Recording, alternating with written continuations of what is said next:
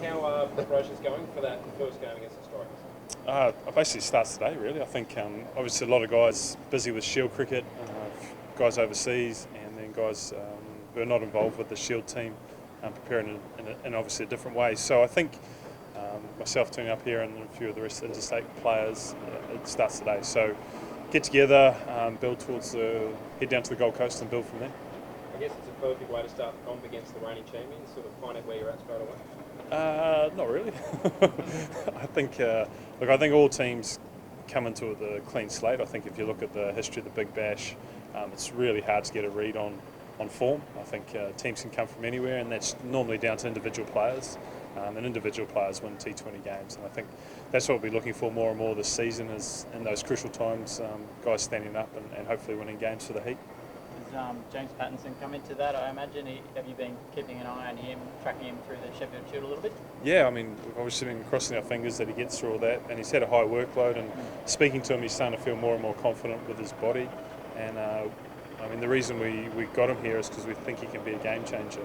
Hasn't played a heap of T20 cricket, but if you look at the last few years of his overall cricket, he's started to really mature as an all-rounder, and I think that's where we get the most benefit of him. Strike bowler and looking to bat in that 7 or 8 role, which is a crucial role in a T20 game. Is it about wickets up front for Pattinson specifically? I think so. I think we want to utilise him in that role. We don't want to put the pressure around death bowling as much. This is coming in that first 6 overs, first 12 overs, and using his express pace to try and take wickets. You said that bad history with injuries. Do you feel it's just a matter of time before he recaptures that form of old? Well, I mean, if you follow the last couple of years, what he did at Notts and what he's slowly doing with Victoria at the moment, you can see a cricketer who has developed a lot, and more around his all-round game. And I think when cricketers have so many injuries, they actually look to try and develop other aspects. And I think Pato was always a batsman, but he's really come on with that. So, look, let's hope that his bowling and his body stays where it's always been, because it's a pretty special package. But when you add the batting to it as well, he can be one of those world-class all-rounders. Dan, a change now for the Heat team with Chris Lynn coming on as your captain. There's much change in the preparation with the handover from Brendan to Chris? Or?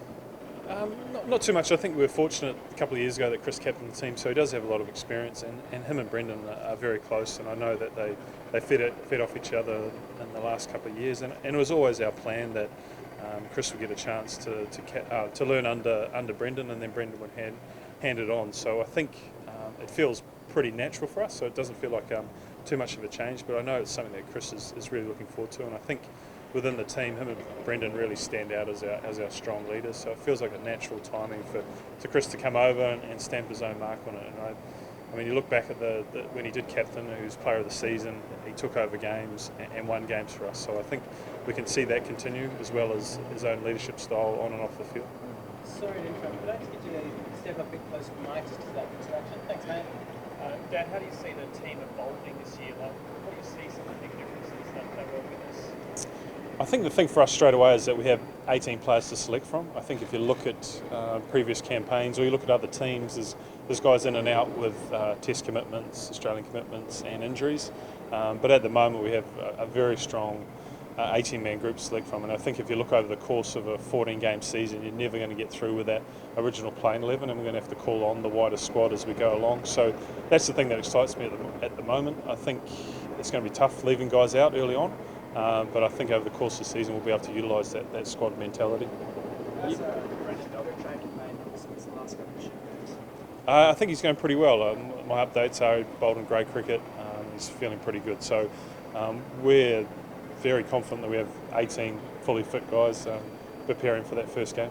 You've brought in some spin over the years, and no different this year with Majid. Can you tell us a little bit about it? Well, I think the thing for him is that since he's sort of arrived on the international scene, he's performed wherever he's gone, and he's gone everywhere. I think he's played in most comps around the world, and he's been highly successful. And the thing that separates him, I think, is he's very tall, he bowls quick, and he bowls from a height that makes it difficult. And I think his variations, whilst they won't be, you won't see them as much in the wicket like the Gabba, I think his control of those variations will separate them apart. So we've tried to play a game predominantly around spin at the Gabba, with obviously with Mitchell Swepson, but Shadab Khan, Yasser Shah and Badri over the years, and I think Majib will just continue that on. You were very young when you came onto the international scene. Do you feel like you could potentially play a bit of a mentoring role for him this summer? I hope so. I think, like I said, he's got so much experience in such a short period of time that I think he really understands his game. And I think that's true of all the Afghani players, that they feel like they're all self-coached, and so therefore they really know what they're doing in any situation. And once again, from what I've seen, he doesn't get flustered, the pressure's not an issue for him, and he just gets on with things. And I think particularly bowling to the Gabba, that's the mentality that you need.